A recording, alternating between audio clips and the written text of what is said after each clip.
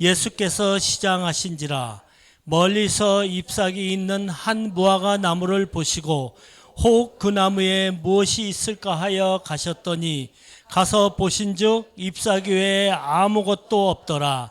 이는 무화과의 때가 아님이라. 예수께서 나무에게 말씀하여 이르시되 이제부터 영원토록 사람이 내게서 열매를 따먹지 못하리라 하시니 제자들이 이를 듣더라. 그리고 날이 저물매 그들이 성 밖으로 나가더라.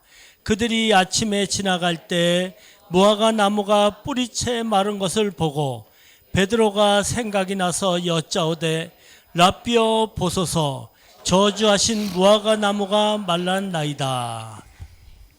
오늘 성경 말씀으로 예수님의 마지막 일주일 네 번째 월요일 무화과 나무를 저주하신 예수님 이라는 제목으로 목사님 말씀 전해 주시겠습니다.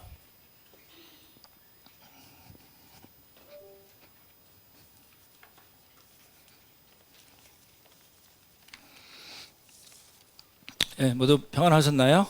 날씨가 춥습니다. 그러면 건강에 유의하셔야 될 것 같습니다. 그 성경 본문은 이게 개인 성경 공부와 묵상 주보 가운데 나온 거 참조하셔도 좋을 것 같고요. 어제하고 오늘까지 우리 청소년 교회 아이들이 겨울 캠프로 갔습니다. 우리 장로님들이 거금을 후원해 주셔가지고요. 아이들이 어제 명륜 진사갈비에서 아주 좋은 시간을 가졌다 그럽니다. 아이들이요 1인분을 안 먹는다 그럽니다. 그래서 계속해서 우리 아이들 위해서 기도해 주시면 좋겠습니다. 이제 그 종료주일을 이제 세 번에 걸쳐서 말씀을 드렸고요. 이제 월요일로 이제 넘어갔습니다. 무화과 나무를 저주하신 예수님인데요.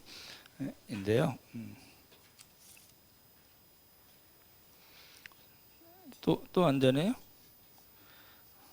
제가 뭘 잘 못 만지나요? 예.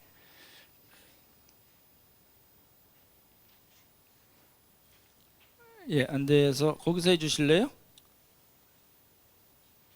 예, 거기서 해 주시면은 좋겠습니다. 하나 더 내려가셔서요. 요거 조금 정리를 하고 가시면 좋을 것 같습니다. 종료주일에는 예수님이 코스가 어디 들르신 거죠? 종료주일은 이제 어디서 시작했죠? 벳박에서 시작을 해서 어디를 들어가셨어요? 두 군데 들어가신 거. 예루살렘 성과 그리고 예루살렘 성전이죠. 그렇죠? 기억나시죠? 그렇게 일단 기억을 하시면 좋을 것 같고, 이제 월요일 사건은 이제 무화과 나무를 저주하신 것과 성전 청결, 성전 사건이라고 보통 표현하는데요. 그 두 가지입니다. 이제 그렇게 기억을 하시면 좋을 것 같고요. 그다음 거 보시면요, 이게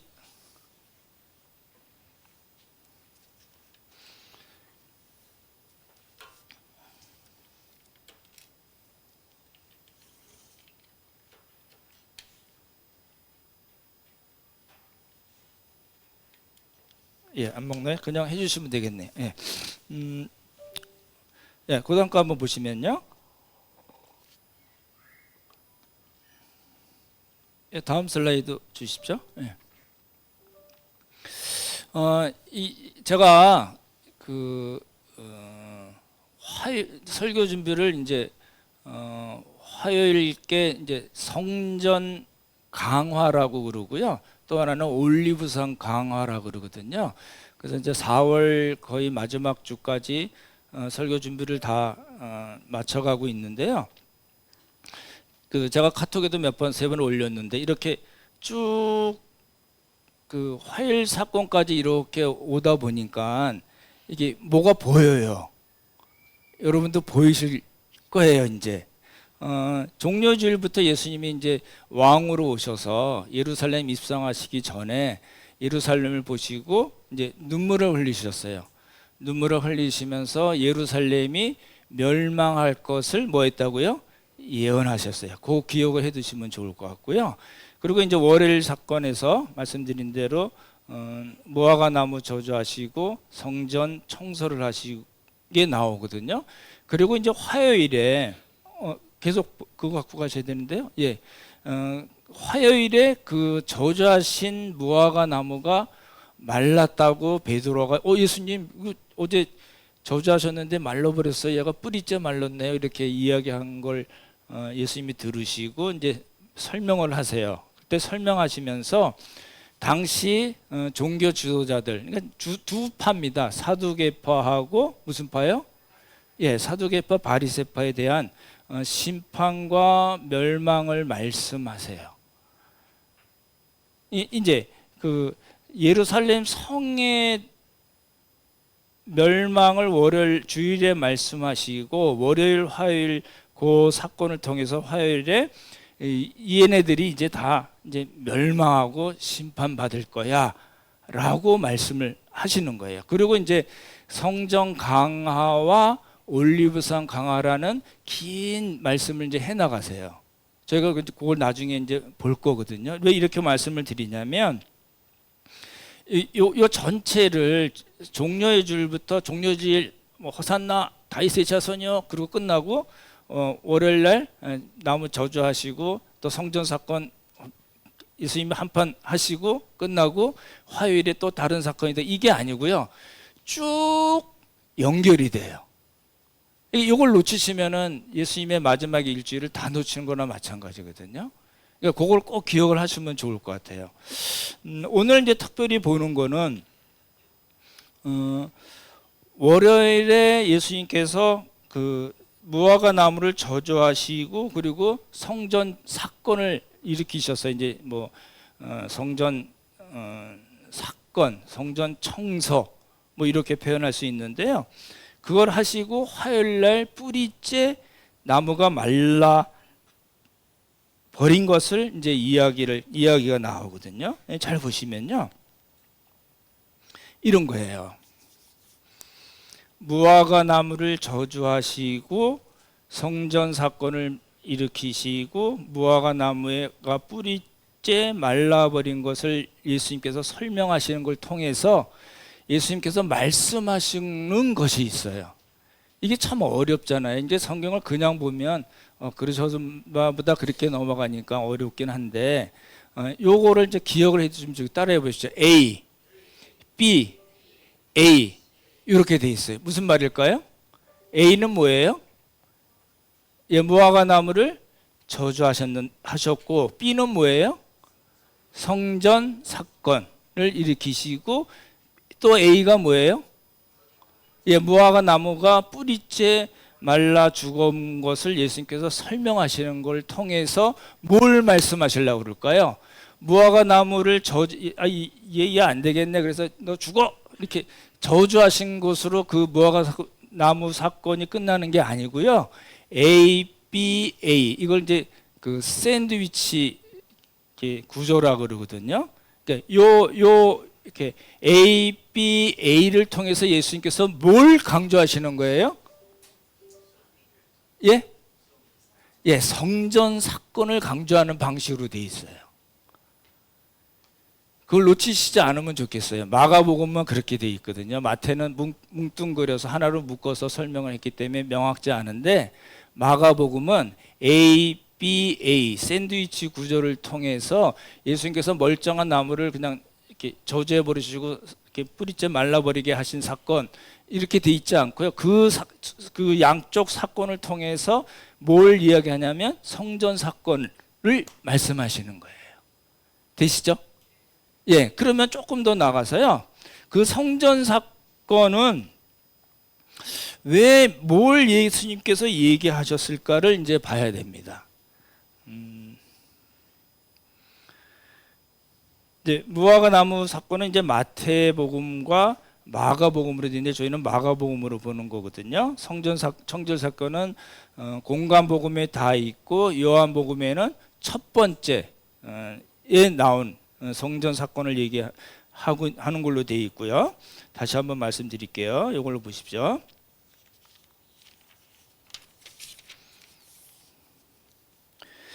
예수님께서 이런 구조로 A, B, A를 그런 구조를 통해서 성전 사건을 강조하는 방식으로 마가복음에 쓰여져 있는데요. 그러면 이 성전 사건이 뭐냐는 거예요. 이렇게 이제 생각을 해요. 사람들이 당시 이제 사두개파나 바리새인들이 잘못해서 환전하고 또 재물 팔고 이래가지고 돈을 많이 벌었다. 이 나쁜 놈들이 있어. 그래가지고 예수님께서 막 닭싸거리 청소하고 이렇게 하면 안 돼. 이제부터 잘해야 돼. 라고 하신 것으로 생각하는데 그렇지 않습니다. 무슨 이야기일까요? 성전 사건은 단순히 성전을 청결하게 하고 깨끗하게 하고 잘못된 성전 시스템을 바로 세우시고 그 성전에서 제사를 드리는 대제사장이나 사두개파 말씀을 가르치는 율법을 가르치는 바리새파들이 잘못된 거를 너 이제 그렇게 하면 안 돼. 잘해. 라고 이야기한 것이 아닙니다. 그럼 뭘까요? 정화시키고 청결케 하고 깨끗하게 하고 잘못된 것을 바로 세우는 것이 아니라 뭐라고요? 너희들 아니야 입니다. 그래서 새 성전이신 너희 눈으로 보이는 이 멋있는 성전이 아니라 이제 새 성전이신 예수 그리스도께서 오셨다는 것을 말씀하는 방식을 그렇게 하신 겁니다. 그러니까 A 그 샌드위치 구조로 성전 사건을 일으키신 것은 그 성전 안에서 성전을 중심으로 호화호식했던 종교 귀족인 사두개파, 그죠? 그 사람들의 멸망, 심판, 신적 저주를 말씀하신 것이고, 나중에 가난한 가부의 헌금이 나오잖아요. 그렇게까지 그 헌금을 하도록 율법을 왜곡하고 구전율법, 장로들의 그 전통으로 사람들을 잘못 이끌어가서 지옥의 자식으로까지 만들었던 누구요? 바리새파에 대한 신적 심판과 저주를 그런 방식으로 말씀하신 겁니다. 조금 기억을 잘 해두시면 좋을 것 같아요. 거기서 끝나지 않고요. 아까 말씀드린 대로 종려주일에 예루살렘 성을 보시면서 입성하시기 전에 예수님께서 크라이아 소리내어 우신 그 예루살렘의 멸망이 이 성전 사건에 포함이 됩니다. 예루살렘은 멸망했는데 성전은 괜찮을까라고 돼 있지 않습니다. 구조적으로 그렇게 돼 있고요. 그렇죠? 그러니까 예루살렘 성전의 멸망, 그렇죠? 그리고 예루살렘의 멸망을 예수님께서 예언하신 겁니다. 되시죠? 예. 그리고 하나 더 나가서 아까 말씀드린 대로 우리 종료주일부터 화요일까지의 과정을 이렇게 쭉 보면 성전의 멸망과 예루살렘 성전의 멸망과 예루살렘 성의 멸망, 그래서 결국 이스라엘의 멸망을 말씀하시면서 또 한 가지 말씀하신 게 뭐예요? 예수님께서 재림하시고 이 세상에 종말이 온다까지 말씀하신 거예요. 그게 이제 주일부터 월요일까지의 전체 내용입니다. 이제 요 타임에 기억을 하시고 그래? 종료주일, 월요일, 화요일 예수님께서 예루살렘 성의 멸망을 말씀하시고 성전 사건을 말씀하시면서 종교 지도자들에게 대해 심판과 신적 저주를 말씀하실 뿐만 아니라 그리고 예수님께서 오심, 화요일은 그 사건이 예수님의 그 성전 강화, 올리브산 강화로 예수님의 오심과 그렇죠? 세상의 종말까지 말씀하시고 그리고 우리에게 있어서 중요한 건 뭐냐면 그러니 우리가 어떻게 살아야지 되는가까지를 예수님께서 다 이렇게 말씀하신 거예요. 그러니까 그거를 우리가 하나의 통으로 기억을 하셔야지 종료주일은 호산나 그리고 월요일에는 성전 사건 이 나쁜 놈 지키들 그렇게 하면 안 돼. 잘 살아야 돼. 예수님 예배 잘 드려야 돼. 이렇게 이야기고 화요일 날은 또 이 사람들 막랑 이렇게 논쟁이라고 그러거든요. 화요일 논쟁을 막 하시고 성전에 가서 올리브산에 가서 제자들에게 말씀을 가르치시고 수요일 날은 잠깐 쉬었다가 목요일 날 그 6월절 만찬하시고 잡혀서 돌아가셨어요. 이 얘기가 아니라는 겁니다. 무슨 말씀이 되시죠? 그러니까 여러분이 꼭 기억을 하셔야 될 부분은 이거 보내드린 이게 또 어디 갔어요?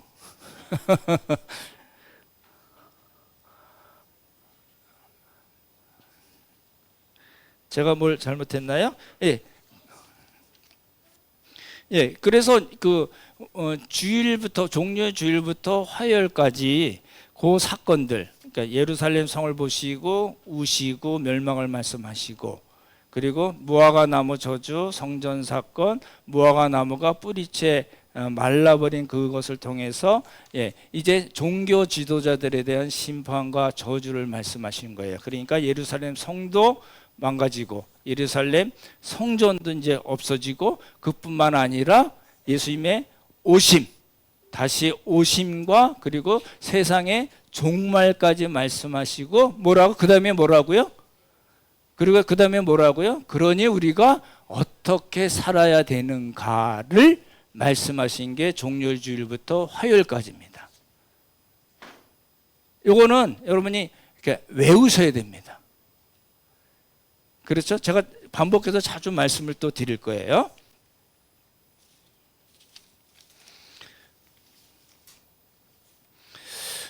근데 좀 이상하죠? 예수님께서 무화과 때가 아니에요.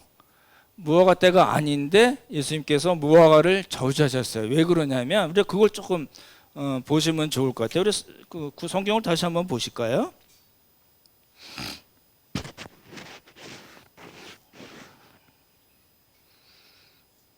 우리 마태복음에 나오나요?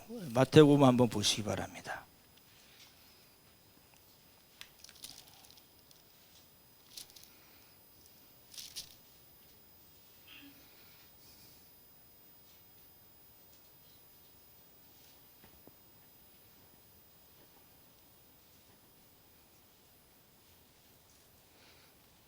죄송합니다. 마가복음에 우리 13절에 나오네요. 13절 한번 같이 같이 읽어볼까요? 13절 읽겠습니다. 시작. 멀리서 잎사귀 있는 한 무화과나무를 보시고 혹 그 나무에 무엇이 있을까 하여 가셨더니, 가서 보신즉 잎사귀 외에 아무것도 없더라. 이는 무화과 때가 아님이라. 이렇게 돼 있어요. 무화과 때가 아닌데 왜 무화과 나무를 저주하셨지? 뿌리까지 말라버리게 하셨지? 이제 그런 생각이 들 거 아니에요.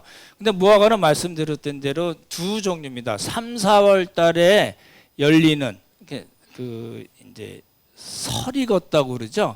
완전히 이렇게 맛있는 무화과 열매가, 나무 열매가 아니고요. 설이 근 그걸 이제 파게라고 그러거든요. 전에 말씀드린 대로 벳파게는 베이트 파게, 그렇죠? 설이 근 덜 익은 무화과 나무 열매의 집, 마을, 이런 뜻으로 말씀드렸잖아요. 그러니까 이제 파게 또는 비쿠라라고 그러는데, 얘는 3, 4월 달에 열려요. 3, 4월이면 6월절 될 경우겠죠. 그리고 잘 익은 무화과나무, 우리가 좋아하는 잘 먹는 거는 테에나라고 그래서 9월에서 10월 달에 열리는 거거든요. 이걸 좀 기억을 하시면 좀 좋을 것 같아요. 무화과 때가 아닌데 무화과 나무가 안 열리고 잎사귀가 무성했어요. 근데 이제 무화과 나무는 여러분 찾아보시면 아시겠지만 무화과 열매가 먼저 열리고 그리고 잎사귀가 열린대요. 그러거나 열매나 잎사귀가 같이 나온답니다. 그러니까 뭐죠?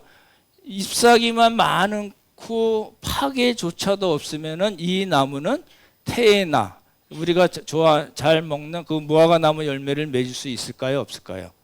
없습니다. 그래서 예수님이 이놈 시키, 나쁜 시키네, 그래가지고 너 저주해, 너 말라버려, 이렇게 하신 그런 개념이라고 보다, 이거는 원래 아무짝에도 쓸모없는 무화과 나무입니다. 그래서 그 무화과 나무를 예수님께서 저주하심을 통해서 아까 말씀드린 대로 누구에 대한 신적 심판과 저주를 말씀하신 거예요? 예, 사두개파와 바리새파 이렇게 보시는 겁니다. 그러죠? 그래서 이제 그 아무 쓸모없는 죽으나마와 같은 무용지물인 무화과나무를 말씀하셨고요. 또 한 가지 이 그 본문을 우리가 해석하려면 마태복음은 주제별로 묶었어요. 주제별로 묶어서 어떻게 돼 있죠? 뭐 어느 사건이 먼저 나와 있나요? 한번 보실래요? 마태복음 한번 보십시오. 여러분 한번 확인을 해보시면 더 좋겠네요. 마태복음은 어떤 게 먼저 나와 있죠? 성전 사건이 먼저 나왔나요? 무화과나무가 먼저 나왔나요? 그렇죠. 12절부터 17절까지 성전 사건이 먼저 나오고요. 그리고 18절 같이 읽을까요? 시작. 이른 아침에 성으로 들어오실 때에 시장하신지라. 이른 아침은 어느 날 아침일까요? 일요일일까요? 월요일일까요? 화요일일까요? 예?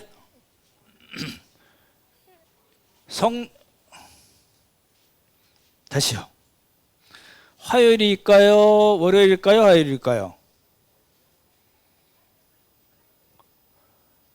예, 성전 사건은 무슨 요일이에요? 성전 사건. 월요일이죠, 맞죠? 그리고 이튿날 아침이라고 되어 있죠? 이른 아침 이게 되어 있으니까 이건 무슨 날이죠? 화요일입니다. 그러죠? 마가복음 보시면요, 우리 주보로 보셔도 되겠네요. 마가복음 A는 뭐로 되어 있나요? 무화과나무에게 말씀하신 날이죠. 이게 무슨 요일이죠? 월요일이고요. 성전을 청소하신 날은요? 역시 월요일이고요. 그리고 그들이 아침에 지나갈 때에 이렇게 되어 있는 A-는 무슨 요일이죠? 화요일입니다. 이렇게 되어 있어요. 그러니까 마태는 묶어서 설명을 한 거고요. 마가는 월요일 사건과 함께 또 화요일 사건을 같이 얘기하면서 A, B, A라는 구조로 이야기를 한 겁니다. 그거 구분을 같이 하시면 좋을 것 같고요. 또 안 되나요?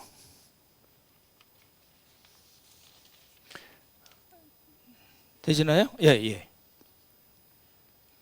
그래서 마가복음은 잘 보시면은 입성하신 종려 주일에 대한 거 있고, 그리고 월요일에 무화과나무를 저주하시고 성전 사건이 그 다음에 기록하고, 그리고 화요일에 뿌리째 마른 사건을 베드로가 물어보고 예수님께서 대답을 해주시고, 그리고 성전에 들어가셔서 성전 강화, 그리고 올리브산으로 장소를 옮기셔서 올리브산 강화, 이렇게 돼 있다는 겁니다. 이제 아까 말씀드린 대로 샌드위치 구조예요. 그러니까 무화과나무를 저주한 사건은 일종의 성전 사건을 잘 설명하는 하나의 틀입니다. 그렇죠? 그래서 나무를 저주하시고, 그리고 나무 뿌리가 마른 그 사건 안에 뭐가 있어요? 성전 사건이 있어서 이 양쪽의 사건, 무화과나무를 저주하시고 뿌리째 말라버린 거는 누구에 대한 신적 심판과 저주라고요? 예, 바리새파와 사두개파입니다. 되시나요? 이제 다 말씀드렸습니다. 그러면 뭘 청소하셨을까요? 성전 사건에서는 뭘 청소하셨을까요? 무화과나무 저주의 그 사건을 통해서 성전 사건을 이야기했다고 그랬는데, 그럼 예수께서 뭘 청소를 하셨죠? 예, 아까 말씀드린 대로 우리 포인트를 우리가 어디에다 보통 맞히냐면요, 이렇게 환전을 한다든지 성전세를 내야 되니까 나중에 또 설명드릴 텐데, 돈을 환전해가지고 콜본이라고 그래서 더 붙여서 먹는 것들이 있었거든요. 사두개파가 그 짓을 했는데, 그랬거나 또 재물을 비싸게 팔거나, 이 나쁜 놈들이 있어, 이렇게 교회에서 이렇게 그런 짓을 해, 이렇게 생각하는데 그게 아니라는 거예요. 그거는 그냥 겉에 보이는 외형적인 것뿐이고, 그 안에 뭐가 있어요? 예, 그 성전을 중심으로 해서, 그렇죠? 종교 귀족 역할을 했던 누구요? 사두개파와 그 사람들에게 백성들을 잘못 인도하는, 율법을 통해서 잘못 인도하는 그 바리새파에 대한 신적 심판과 저주를 말씀하신 거라고 봐야 된다는 겁니다. 되시나요? 그러니까 단순히 보이는 외형, 그거는 이제 그 예수님 이후에 한 40년쯤은 예루살렘과 예루살렘 성은 아예 없어지는 거거든요. 성과 성전은 아예 없어지는 거예요. 그래서 말씀드린 대로 로마 티투스 장군에 의해서 다 파괴돼 버리거든요. 없어지는 거예요. 그러니까 거기에 포인트를 맞춰서 예수님께서 말씀하신 것이 아니라 그 뒤에 있는 그 사두개파와 바리새파들의 그 잘못을 예수님께서 지적하시고 신적 심판과 저주를 말씀하신 것이다. 이렇게 이제 보셔야 될 것 같습니다. 그리고 아까 말씀드렸던 대로 새 성전 예수님이라는 말씀을 하셨고, 말씀드렸던 대로 무화과 나무는 유대교 예루살렘 성전 종교 지도자들에 대한 심판과 멸망을 얘기하신 거죠. 그러니까 이제 예수님께서 뭐 있나?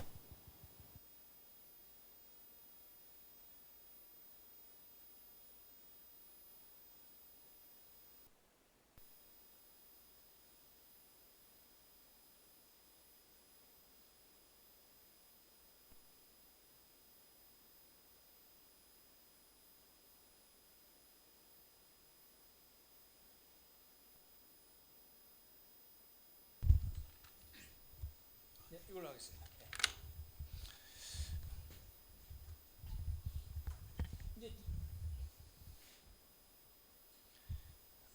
무화과 나무가 열매가 없음을 예수님께서 이제 예수님이 항상 배고프셨었나 봐요. 베다니에서 주무셨으면 막달라나 마리아가 예수님 챙겨서 식사하시게 될 텐데 아침 예수님이 일찍 움직이셨는지 시장하신지라 그래서 뭐가 있을까 해서 갔더니 잎사귀만 무성했고 파괴가 없었던 그 나무, 그러니까 이제 무용지물이죠. 죽은 나무랑 마찬가지거든요. 그 나무를 저주하심을 통해서 성전을 중심으로 그리고 율법을 중심으로 살았던 사두개파와 바리새파에 대한 멸망과 저주를 예수님께서 말씀하셨다고 그랬는데, 잘 보시면요, 사두개파가 뭐 그렇게 잘못했나요? 여러분 어떻게 생각하시나요? 대제사장 그룹이거든요. 사두개파라는 거는 대제사장 라인입니다. 우리 이제 다음 주에 우리 이반 선생님이 전에 우리가 빌립보서 했을 때 그 유대교 그 종파에 대해서 제가 설명한 거를 저희한테 다시 보내주셨는데 이제 요 문제 공유하려고 그러는데요. 그거 보시면 사두개파가 뭐 그렇게 잘못했나요? 예, 대제사장직을 돈 주고 샀어요.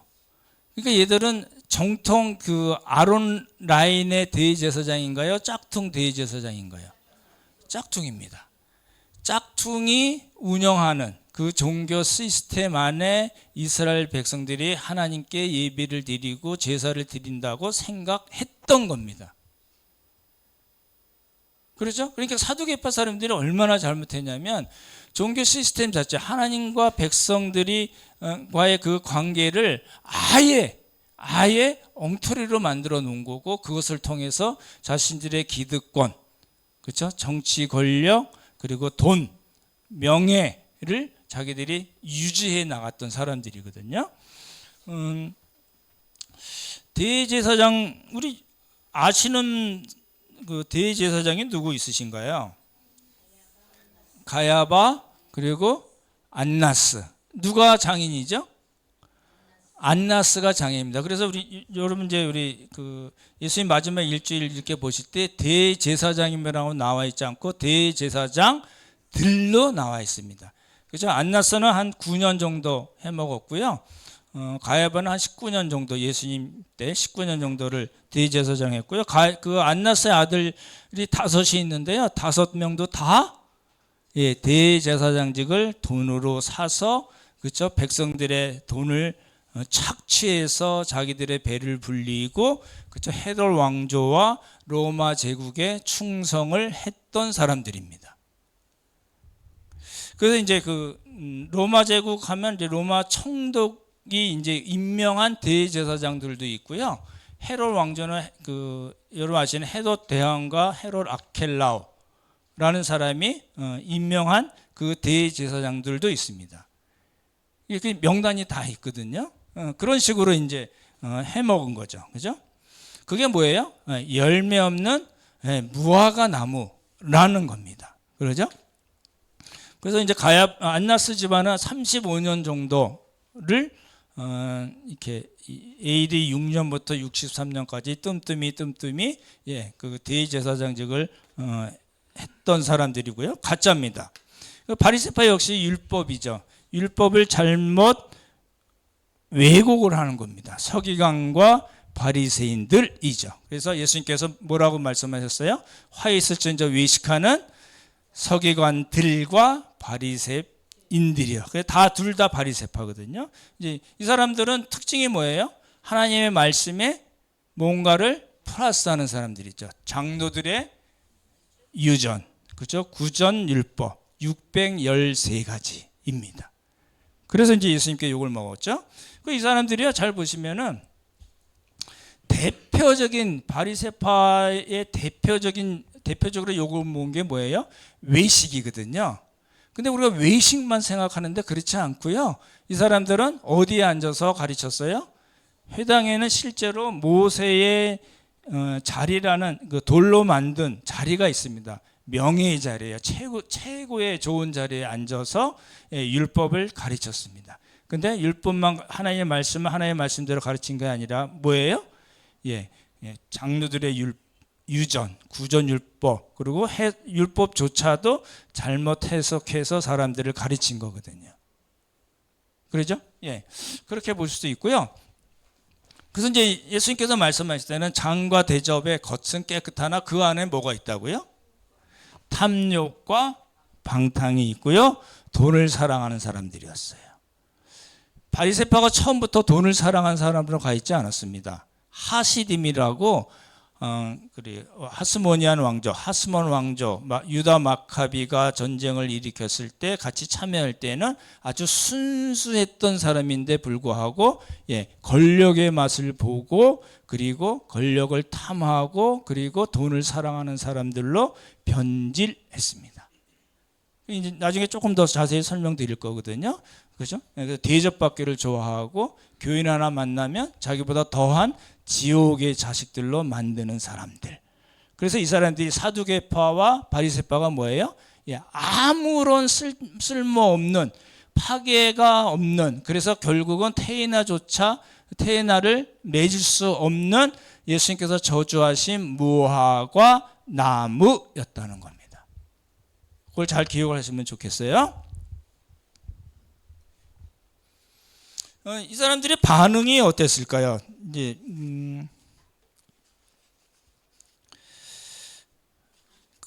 예수님께서 이제 월요일 날 이렇게 성전을 청소하시고 그 일을 통해서 화요일 날 얘네들이 이제 열받습니다.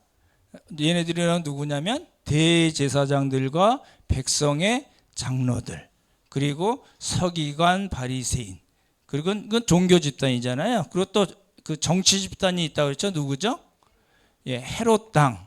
얘네들이 이제 차례차례 와가지고 예수님을 공격하고 음모하고 예수님을 이제 걸고 넘어져서 죽이려고 하거든요. 그 이유가 있거든요. 예수님께서 그 성전 청결 사건을 이렇게 쭉 하시니까 이 사람들의 그 반응이 뭐냐면 한번 성경을 다시 찾아보실래요? 마가복음 한번 보시기 바랍니다. 마가복음 11장 우리 한번 찾아보십시오.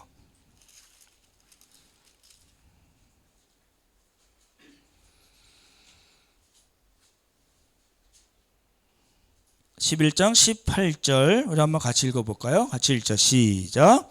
대제사장들과 서기관들이 듣고 예수를 어떻게 죽일까 하고 꾀하니 이는 무리가 다 그의 교훈으로 놀라게 여김으로 그를 두려워함이로라. 이 사람들의 반응은 뭐예요? 예수님을 죽이려고 했는데 그 자리에서 할 수가 있었나요? 못했나요? 못했죠. 왜 그럴까요?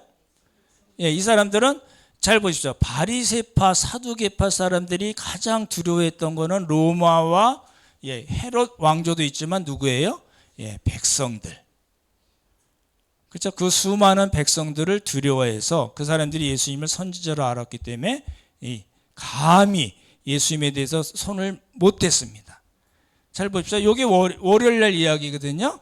월요일날 이야기이고, 그리고 예수님께서 화요일날 성전 강화 때 예수님께서 비유를 3가지 말씀하셨는데 2가지 말씀하실 때 이 사람들이 그 비유가 뭔지, 그 비유를 통해서 예수님께서 자기들을 지적하는 것을 알고 성질을 내는 장면이 나옵니다. 이게 말씀을 들어서 자기들에게 이야기하시는 것을 알고도 예수님의 적대자로 남아있던 사람들이거든요. 결국은 멸망했죠. 그죠? 그리고 이제 감람산 올리브산에서도 예수님께서 말씀하신 것은 제자들에 대한 거거든요. 그러니까 우리가 이렇게 보셔야 됩니다. 잘 보십시오. 다시 보십시오. 성전에서 예수님께서 주로 말씀하신 것의 대상은 누구예요? 종교 지도자들. 그리고 그 올리브산에서 예수님께서 말씀하시고, 우리가 여러분이 잘 아는 뭐 달란트 비유라든지 여러 가지 비유를 예수님께서 말씀하셨는데, 그거는 누구에게 하신 말씀이에요? 제자들. 그러니까 우리에게 하신 말씀이에요. 그러죠? 그러니까 이제 비유를 어떻게 해석할 건가에 대한 이게 우리가 그 실마리를 얻을 수 있는 부분입니다. 조금 자세한 거 다음에 말씀 또 드릴 거고요. 그래서 이제 그 우리가 조금 살펴봐야 될 부분은, 예수님께서 왕으로 오셔서 이제 어떤 일을 만드시냐면은, 이제 권력을 잡고 돈을 사랑하고 탐욕과 방탕에 빠져 있던 그 기득권층들이 이제 어떻게 돼요? 예, 심판을 받는다는 겁니다. 그렇죠? 그 사람들이 왜 심판을 받아요? 좋은 열매를 맺지 아니했기 때문입니다. 잘 보십시오. 제가 걱정하는 부분이 그거예요. 이제 카톡 보셔서 아시겠죠? 어제 올려드린 것도 보시면 좋을 것 같은데, 제가 이제 이게 말씀을 쭉 이렇게 연구하고 보면서 제 머릿속에 문득 이거 뭐지? 라고 떠오르는 게 뭐냐면 여러분들이에요.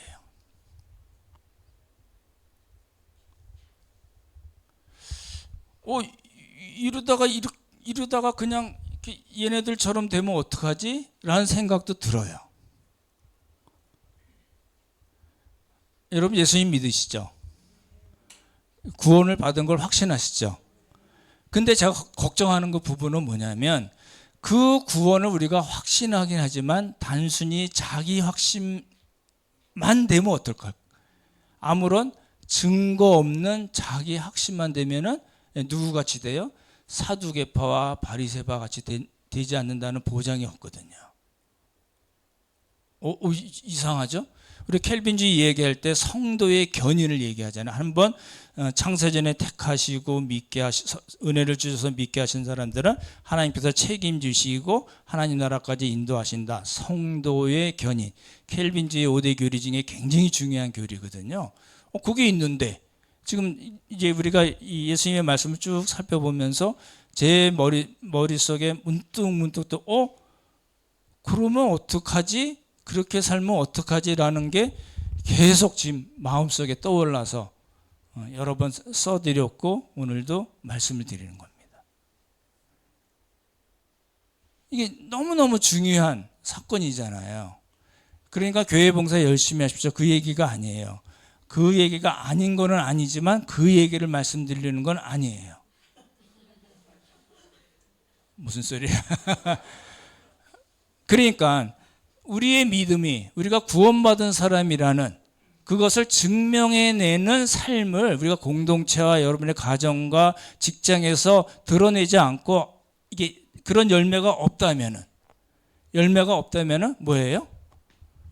예, 좋은 열매 맺지 않은 자마다 찍혀 불에 던져올 것이다 라는 그 경고의 말씀을 우리가 좀 귀를 기울여야 된다는 겁니다. 그래서 왕의 오심으로 심판과 이제 해체가 되어버리는 거예요. 성도 없어지고요, 성전도 없어지고요, 나라 자체도 다 망가지는. 그래서 그 대신에 예수 그리스도를 정말 환영하고 변두리에 있던 소외받던 사람들이, 그렇죠? 예수님의 목숨을 대성물로 주신 그 선물로 받고 새로운 성전이 예수 그리스도 안으로 들어오는 사람들이 있다는 겁니다. 겉으로 보기엔 너무나 멋있게 폼나게 살고 있는 사람들이었는데, 이 사람들은 어떻게 돼요? 심판과 해체가 되고요, 정말 별 볼 없이 두 랩돈, 한 돈으로 따지면 1,000원에서 1,500원뿐이 아니거든요. 그것이 생활비 전부였던 그런 사람들, 정말 아무 소망도 없이 보이고 질병과 마귀와 여러 가지 종교 지도자들에 의해서 고생하고 정말 착취당했던 그 사람들이 예수 그리스도로 말미암아 새로운 성전 안으로 들어오게 되는 그런 복이 있게 된 겁니다. 그래서 왕의 오심으로 역전이 일어났다고 얘기합니다. 전에 한번 제가 말씀드렸던 겁니다. 인앤아웃, LA에 가면은 인앤아웃 햄버거가 맛있습니다. 한번 가보십시오. 가시면 꼭 드셔보시면 좋은데요. 들어오는 사람이 있고, 이제 밖에 나가서 슬피 울미 있으리라는 그 예수님의 비유의 끝에 꼭 나오는 말씀이 있잖아요. 그런 사람들이 있는 거예요. 오래된 정말 기득권으로 가득 찼던, 그리고 그 안에 탐욕과 방탕과 돈을 사랑하고 가난한 가부의 가산을 탐할 그런 사람들이 이제 어떻게 돼요? 이제 없어지는 겁니다. 새로운 백성들이 이제 새로운 성전인 예수 그리스도 안으로 돌아오는 겁니다. 이게 무화과 나무를 저주하시고 성전 청소를 하신 그런 영적인 의미입니다. 이제 마지막 우리가 살펴봐야 되겠죠.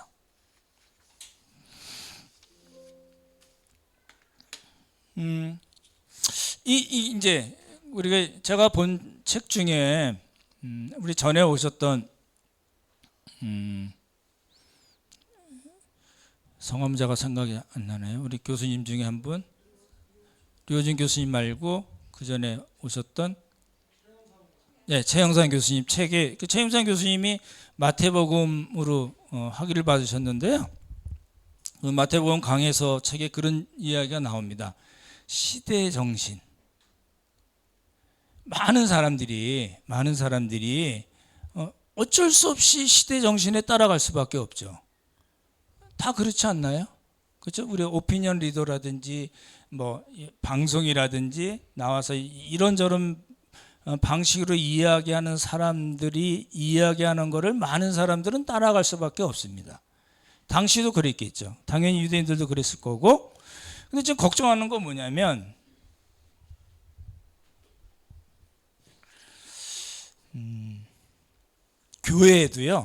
교회에도 잘못된 그런 시대 정신과 교회 정신이 있습니다. 여러분 이제 오랫동안 신앙생활 하셨던 분들, 옛날 어려서부터 이렇게 쭉 이렇게 생각을 해보시면, 그건 그거 참 너무 좋았고 너무나 좋은 추억으로 남아 있는 것도 있겠지만, 그건 아닌데라고 그렇게 생각되는 부분들이 있거든요. 지금도 역시 마찬가지로 충분히 있을 수 있고요. 그래서 전 설교하는 사람으로서 걱정되는 부분은 뭐냐면, 내가 잘못 성경을 해석해서 내 마음대로, 내 신념대로, 내 확신대로 그렇게 말씀을 해버리면 누구같이 돼요? 바리새파 같이 되는 겁니다. 항상 조심하는 부분이에요. 항상 조심하는 부분이거든요. 잘못된 교회 정신, 잘못된 시대 정신을 우리가 어떻게 말씀을 근거로 해서 바로 세워서 나갈 수 있을까라는 게 너무나도 중요합니다. 그러시죠? 그래서 제가 걱정되는 부분은요, 여러분들이 어느 선교사님들이든지 어느 설교자분들의 설교를 듣는 거는 얼마든지 좋습니다만, 뭘 이야기하는지 정말 성경 말씀을 근거로 해서 그 말씀을 말씀대로 전하는가를 여러분이 분별하지 않으면은 그냥 나도 모르게 쭉 따라가 버리게 돼요. 그렇지 않을까요? 여러분 경험상 충분히 가능한 이야기잖아요. 그죠? 다른 분들의 설교를 충분히 들으시되 분별해서 들으셔야 됩니다. 그래서 나는 뭐 이제 안전해. 나는 이제 아무 문제 없는 사람이야. 나는 이렇게 살다가 이제 하나님 부르시면 나는 하나님 나라로 들어가서 영원히 하나님과 영광을 누리면서 새 하늘과 새 땅에서 나는 이제 살 수 있는 사람이야라는 그런 안정감을 갖는 것은 사실은 위험합니다. 왜요? 말씀에 근거한 그런 삶과 그런 행위가 없다면은, 그런 열매가 없다면은 단순히 나는 안전해, 나는 확실한 사람이야, 나는 지금 당장 죽어도 하나님 나라 갈 수 있는 사람이야 라고 이야기하는 것은 사실은 위험합니다. 어떠신가요, 여러분? 이렇게 오른쪽에 제가 써놓은 거는요, 아까 말씀드린 대로 종료주일, 월요일, 화요일의 모든 내용에서 그러면 우리가 어떻게 살 것인가를 정리해 놓은 거예요. 제가 그냥 생각나로 정리한 게 아니고요, 말씀에 있는 거를 어떤 건 그대로 쓰고 어떤 건 제 표현대로 썼어요. 여러분 한번 집에 가셔서 한번 잘 생각해 보시면 좋겠네요. 이제 제가 좀 불편을 느끼는 부분은 뭐냐면, 많은 설교자들이 이렇게 본문을 이야기하고 설명을 하고 그 교회나 목회에 필요한 부분을 채우기 위해서 예수님께서 하셨던 말씀들을 자꾸 성도들에게 그냥 세뇌가 될 정도로 자꾸 많이 이야기해 왔다는 것 때문에 사실은 불편합니다. 그게 아니고요, 예수님 그렇게 말씀하시지 않았어요. 종료일부터 시작해서 예루살렘 성을 앞두시고 그리고 예루살렘 성전에 들어가서서 사두개파와 바리새파들에 대한 어떤 신적 심판과 저주를 말씀하시고, 제자들에게 성전에서도 말씀하시고 제자들에게 올리브산에서도 말씀하신 예수님의 전체 가르침을 우리가 우리 삶에 어떻게 적용할 건가를 이렇게 뽑아 본다면, 여러분 해보십시오. 쉽게 할 수 있어요. 이렇게 예수님께서 하신 말씀을 이렇게 뽑고, 이렇게 이 말씀 하셨고 이렇게 살아야 되는구나, 이렇게 살아야 되는가를 뽑으면 이게 나올 거예요. 그죠? 미혹받지 말고 항상 기도하고, 그죠? 깨어 있으라, 시대를 분별하고, 사랑이 식지 않도록 해라, 맡은 일에 충성해라, 약자를 돌봐라, 양과 염소의 비유에도 나오는 거거든요. 그러니까 이런 부분들을 우리가 캐치해서 나 이렇게 살아야지 라고 여러분이 결정하고, 충분치는 않지만 그렇죠? 그런 삶의 발걸음을 한 걸음 나가고, 내가 지금 그렇게 잘 살고 있나를 다시 말씀을 통해서 점검해야 됩니다. 단순히 자기 확신, 단순히 구원에 대한 확신, 나는 믿어서 나는 이제 천국 갈 거라는 확신만으로는 충분치 않습니다. 오늘 말씀을 마치겠습니다.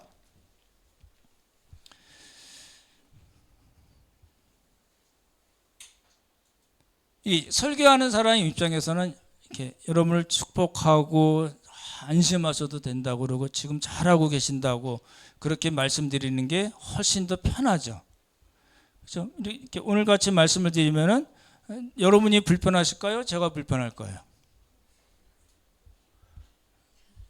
저는 이제 두고두고 불편할 겁니다.